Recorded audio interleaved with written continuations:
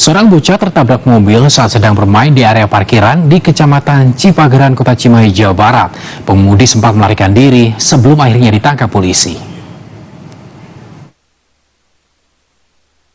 Tanpa diawasi orang tuanya, seorang bocah laki-laki ini bermain di sebuah area parkiran di Cimahi, Jawa Barat.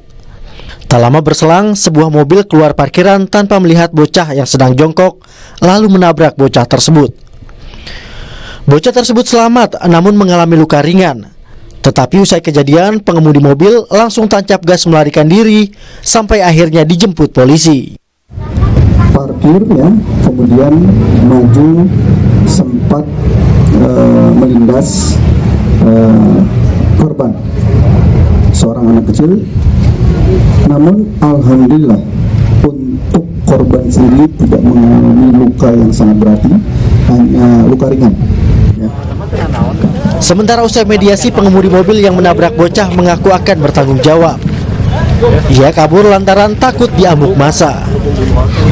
Saya melihat anaknya langsung berdiri, kan diangkat keluar dari sama orang, berdiri langsung. Saya kaget, dan itu adik mau ke rumah sakit, kata saya, oh enggak, kata.